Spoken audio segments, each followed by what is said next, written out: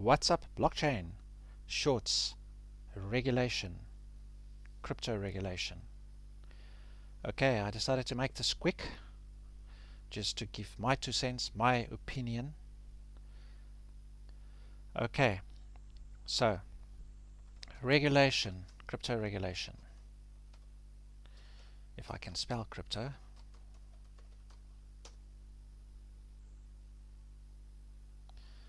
Okay.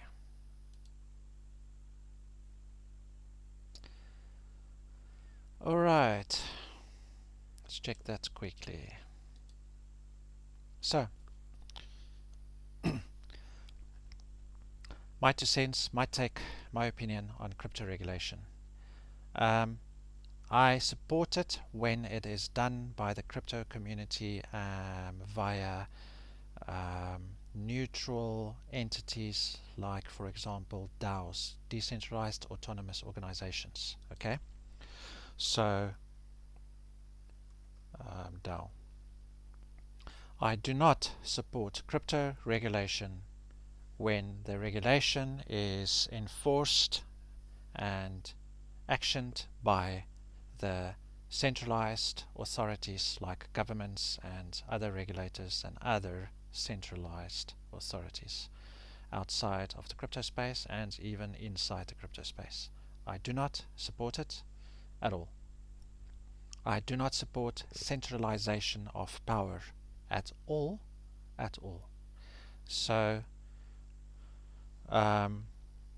centralized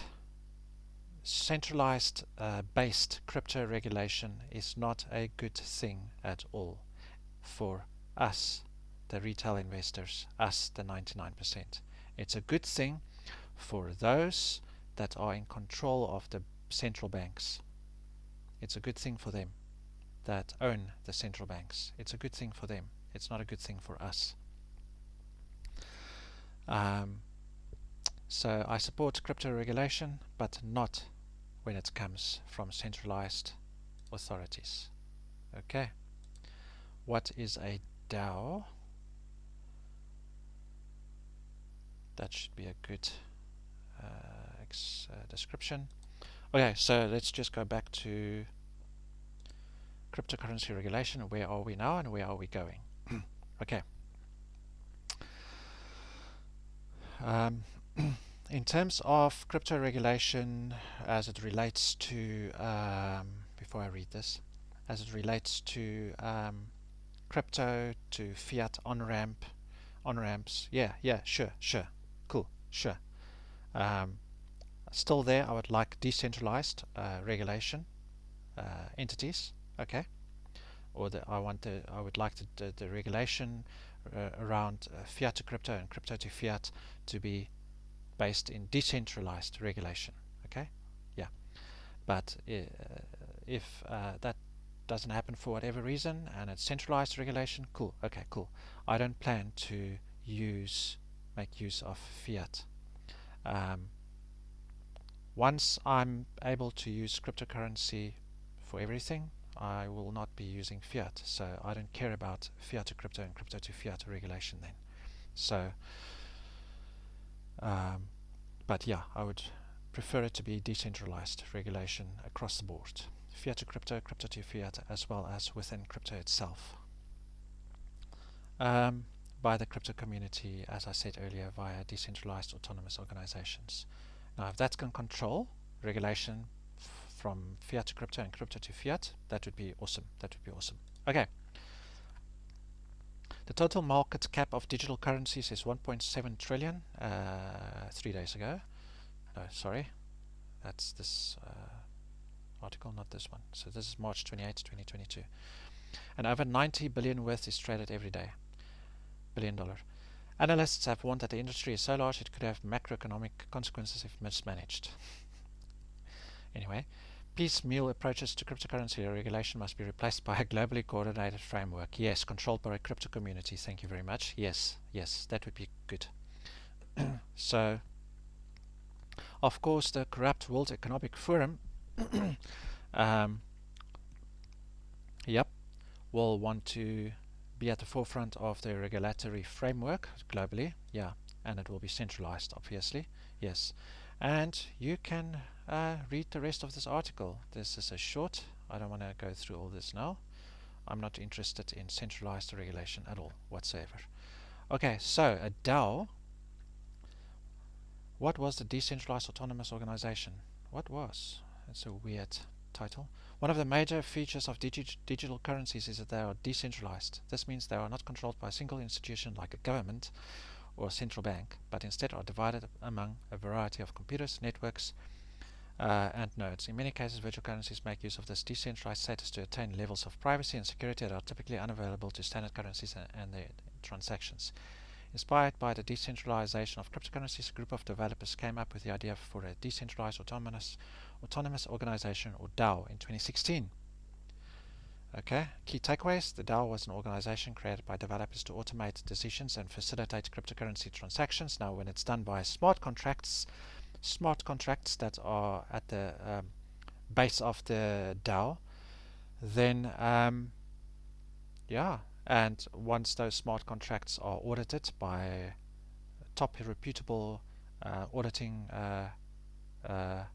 entities, then the DAO is supposed to be extremely secure, and yeah, it governs itself. In June 2016, due to programming errors and attack vectors, hackers attacked the DAO, accessing 3.6 million ETH. That's all new, all early stages. Digital exchange currencies delisted the DAO token in September. Oh, so they're talking about a DAO token. Yeah, okay. So understanding the decentralized autonomous organization, DAO. The DAO was an organization that was designed to be automated and decentralized. Okay? So they're talking about this 2016 one. That's what they're talking about. That's what they're talking about. So you can continue reading that, but this is the DAO. It was something that was created in 2016. So let's rather go to CoinDesk, or rather let's go to Ethereum website. Decentralized Autonomous Organizations, DAOs. Member-owned communities without centralized leadership. A safe way to collaborate with internet strangers. A safe place to commit funds to a specific cause. Okay, DAOs are an effective and safe way to work with like-minded folks around the globe. Think of them like an internet-native business that's collectively owned and managed by its members. They have built-in treasuries that no one has the authority to access without the approval of the group.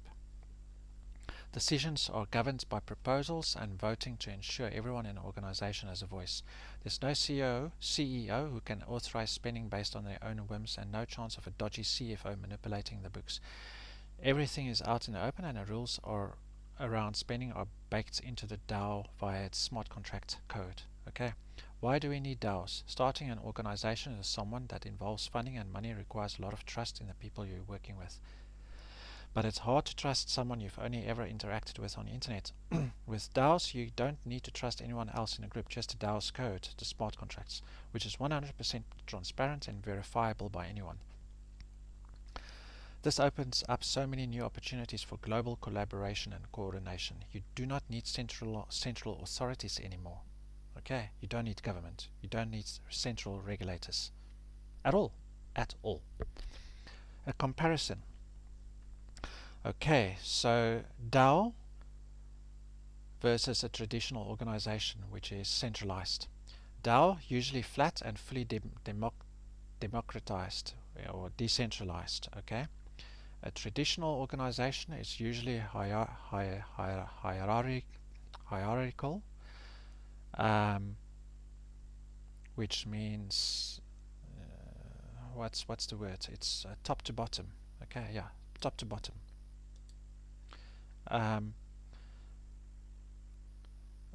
DAO voting required by members for any changes to be implemented. A traditional organization, depending on structure, changes can be demanded from a sole party or voting may be offered. DAO, votes tallied and outcome implemented automatically without trusted intermediary. A traditional organization, if voting allowed, votes are tallied internally and outcome of voting must be handled manually. Corruption can therefore occur. DAO services offered are handled automatically in a decentralized manner, for example, distribution of philanthropic funds. A traditional organization, which is centralized, requires human handling or centrally controlled automation prone to manipulation or abuse of control and power. DAO, all activity is transparent and fully public. Even if it wasn't, if the smart contracts were audited by highly reputable auditing companies, and those smart contracts cannot be changed without those same entities, auditors, being informed, then this becomes less important, transparent and fully public. But there's use cases where this is important. Okay, so all activity is transparent and fully public. A traditional organization activity is typically private and limited to the public. DAO examples.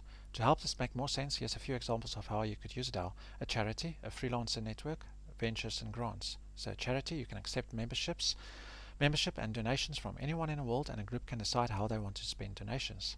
A freelancer network, you could create a network of contractors who pool their funds for office spaces and software subscriptions. Ventures and grants, you could create a venture fund that pools investment capital and votes on ventures to back. Repaid money could later be redistributed amongst DAO members. Okay, so this is interesting. Freelancer network, you could create a network of contractors who pool their funds for office spaces and software subscriptions. That's cool. DAO membership. There are different models for DAO membership. Membership can determine how voting works and other key parts of the DAO. So token-based membership, share-based membership, reputation-based membership, and so on. How do DAOs work? Decentralized autonomous organizations. The backbone of a DAO is its smart contract. The contract defines the rules of the organization and holds the group's treasury. Okay, we don't need the SEC or the Fed. Once the contract is live on Ethereum, no one can change, or central banks.